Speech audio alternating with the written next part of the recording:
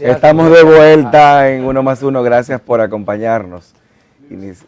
Iniciamos de inmediato este segmento con el profesor Ciriaco, Antonio Ciriaco, nuestro decano de Economía y decano de Economía de la Universidad Autónoma de Santo Domingo. Nos sacaron a de tiempo, sin aviso previo. Ay, Dios mío. No, pues, siempre felicitándolo a ustedes y a todos los integrantes. Llegó el 2023. El 2023. Y usted dije que esto no va a ser tan bueno. Bueno, yo pienso... Hay dificultades. ¿Cómo es la cosa? Ayer, y eso me asustó un tanto, que la directora general del Fondo Monetario Internacional habla de que prácticamente 3 grandes zonas, economías importantes, van a entrar en una zona de menor crecimiento. Por no decir, como ella dijo, ¿no? El mundo podría estar en una recesión. Porque el bloque de la Unión Europea, Estados Unidos y China, son los 3 grandes bloques y van a entrar evidentemente en un proceso de menor crecimiento. Yo creo que uno tiene que tomar nota de eso. No es que la economía dominicana va a entrar en crisis, evidentemente que no. Pero sí, claramente, la perspectiva que hay es que entraremos a una zona de crecimiento no parecida, obviamente, a los años donde tuvimos altas tasas de crecimiento. Y yo creo que eso, en cierta manera, tiene que enfocar bien las políticas públicas, básicamente la inversión pública, que sea una inversión que por lo menos se ejecute un 14, un 15% de todo el gasto. Y que esa inversión sea una inversión constante. Primera, ¿qué ocurre? Generalmente, a principios de año, la ejecución del presupuesto comienza lenta. Se activa en marzo. Luego entonces tiene un proceso de ralentización y otra vez en los últimos meses tú encuentras que hay muchas transferencias.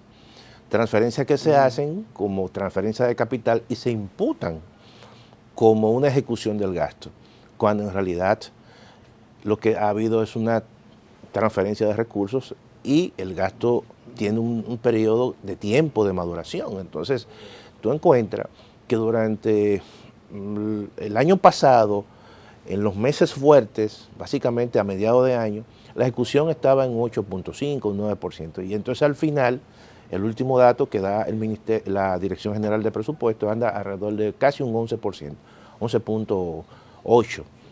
Claro, ahí hay un elemento donde a final de año se le transfieren recursos a muchas instituciones, pero eso no significa que esos recursos se hayan traducido en una ejecución, sino que se requiere un proceso claramente de más tiempo. Entonces, todo eso yo entiendo que hay que sincronizarlo para que el Estado dominicano pueda tener una buena ejecución y que eso pueda tener una repercusión en la actividad económica, en la generación de empleo, en los encadenamientos con el sector privado, que eso es muy importante porque ¿por qué estamos haciendo énfasis en que el Estado tiene que asumir una posición mucho más activa, mucho más proactiva en este año 2023? Bueno, porque producto de las políticas de los bancos centrales, que todos los bancos centrales han encarecido el coste del dinero, eso te ha limitado la inversión privada, te ha limitado la inversión, el consumo privado.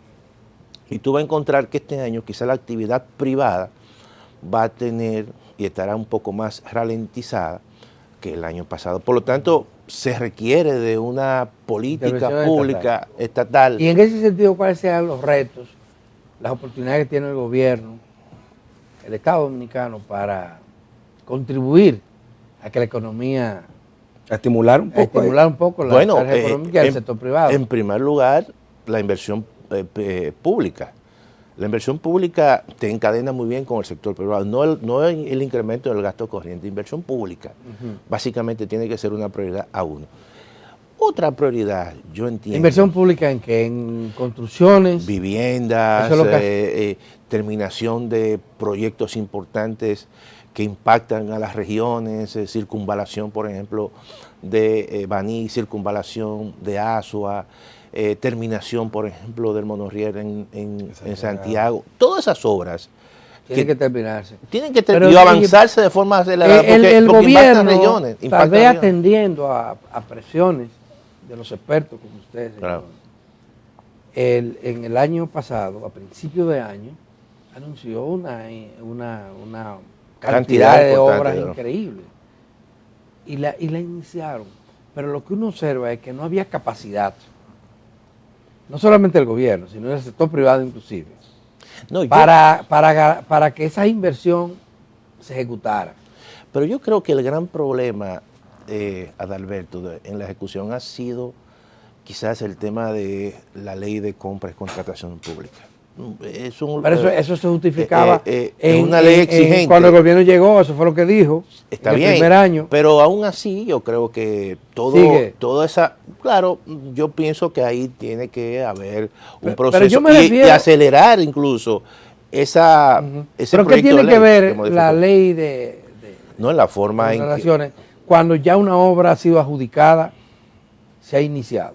Sí, pero tú sabes. Y uno ve que el ritmo de ejecución es extremadamente lento o a veces se paraliza. No, yo creo que el año 2022 fue un año también un tanto atípico en el sentido de que hubo que sacar dinero para los subsidios, por ejemplo. Claro, para los subsidios. Estamos hablando de que cuando uno analiza la ejecución del presupuesto, más de 70 mil millones en subsidios.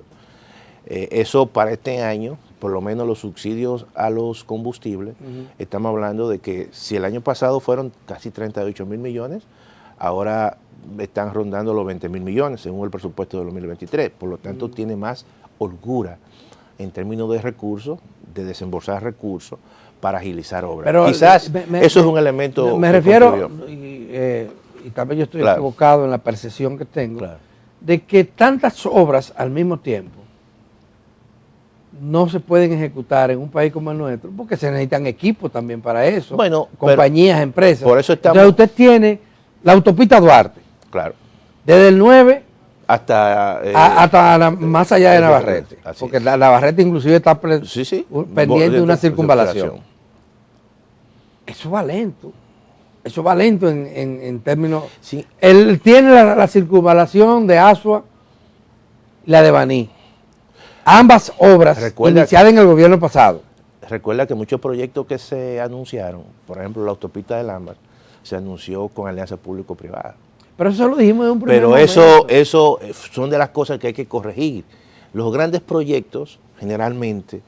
Pero eso es la autopista del Ámbar, por ejemplo. Que se anunció dos veces. De lo primero que lo anunciaron aquí en este programa, el ministro de Obras Públicas, vino también el de, ¿cómo se llama? De Alianza Público-Privada. ¿Qué sentido tenía?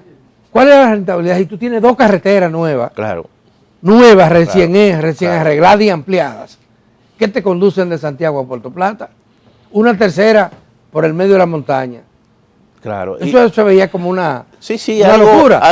Finalmente para los inversionistas dijeron, sí, pero esto es una locura. Si no, no garantizan los cuartos. Claro, porque ese es el problema. Esos son de los elementos, de las falencias, de las distorsiones que hay que corregir cuando tú quieres hacer una buena ejecución del presupuesto y del gasto de inversión. Todo eso hay que tomarlo en consideración. Pero, hay que suponer que este año va a haber inauguraciones, pero usted tiene grandes proyectos en marcha que, repito, según las informaciones que uno dispone, van lentos. Mencioné la autopista Duarte, mencioné las dos circunvalaciones, mencioné el tren, no lo mencioné, el monorriel, el tren de 9 a Los Alcarrizas, Pedernales, las obras de infraestructuras en Pedernales van lentas. Dicen que a finales de este año ya íbamos a tener... todo va lento, el puerto va lento. Y eso es una alerta que uno está haciendo para que se agilicen esos procesos. Y ni hablar de otras cosas. Como por ejemplo, mira, la República de Colombia la están asfaltando. Ahí hay tramos que le asfaltaron un pedacito hace muchos meses y no han terminado nunca. ¿Qué pasa con eso? Y no es por falta de recursos. Yo no sé si es falta de recursos o que se la dieron a una compañía que no tiene capacidad. En el sentido de que el gobierno, por lo menos los datos estadísticos indican que tiene recursos, incluso depósitos oficiales, y además, déjame decirte lo siguiente. Entonces? Bueno, yo creo precisamente que Esos son de los elementos que el gobierno tendrá que tomar en consideración. Para evaluar. Para evaluar, para agilizar, y más este año. Yo creo que el presidente de la República, con sus funcionarios, tendrán que hacer una especie de foda para saber dónde está el cuello de botella. Poder priorizar. Así es. Bueno, se nos Si es acabó que lo el tiempo. reconocen, ¿verdad? Claro, que hay problemas pero con por lo eso. menos la realidad te está diciendo que hay un proceso que los desembolsos son lentos, y que las obras no avanzan al ritmo que deben avanzar. A pesar de que la recaudación sigue aumentando. Está bien. Hemos llegado al punto final de este tiempo. día, siempre es corto, Sí. pero bueno poner en perspectiva Así. y saber con qué se cuenta en condiciones económicas en el panorama mundial y también en el Así local es, así para es. afrontar esos retos en República Dominicana. A ustedes, mañana a las 7 de la mañana, rehacer ese compromiso que durante los últimos 35 años han hecho con esta casa, con 1+1. Hasta mañana, damas y caballeros.